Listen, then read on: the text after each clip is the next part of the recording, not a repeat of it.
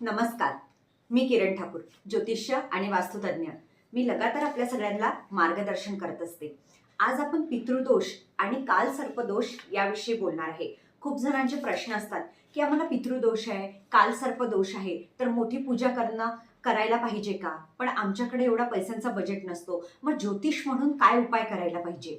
तर मी आज सगळ्यांना एक छोटासा उपाय सांगणार आहे. आपल्या घरी सगळ्यांकडे काल निर्णय कॅलेंडर असतं.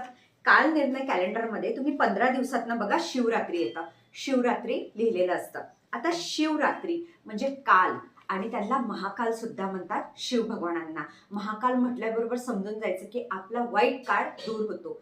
जर आपल्याला जबरदस्त पितृदोष आहे, आपल्या घरामध्ये शुभ कार्य होत नाही, काल सर्पदोष आहे, खूप जण म्हणतात ना या मुलीला कुंडलीमध्ये काल सर्पदोष आहे, यांचा विवाह होऊ शकत नाही, मग काय करायला पाहिजे? बघा, बिमारी आपल्याला आहे आणि आपण मेडिसिन ब्राह्मणाला म्हणत आहे की तुम्ही पूजा करा, मी फक्त हात जोडते, तर याने फळ मिळत नाही. जर आपल्याला दोष आहे तर आपण आपल्या स्वतःच्या हाताने महादेवाची सेवा करायला पाहिजे. आता कशा प्रकारे?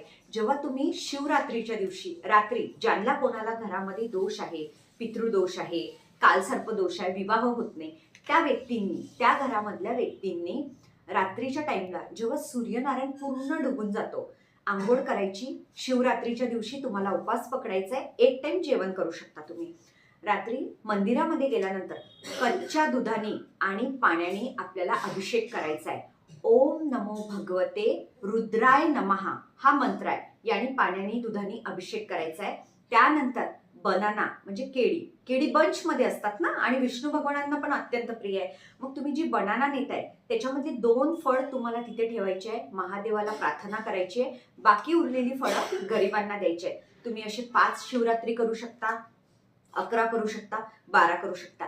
याने तुमचा दोष तर दूर होतो, पण तुमचा जो वाईट काळ आहे तो पण दूर होतो. म्हणून पितृदोष असेल, कालसर्पदोष असेल तर हा उपाय करा.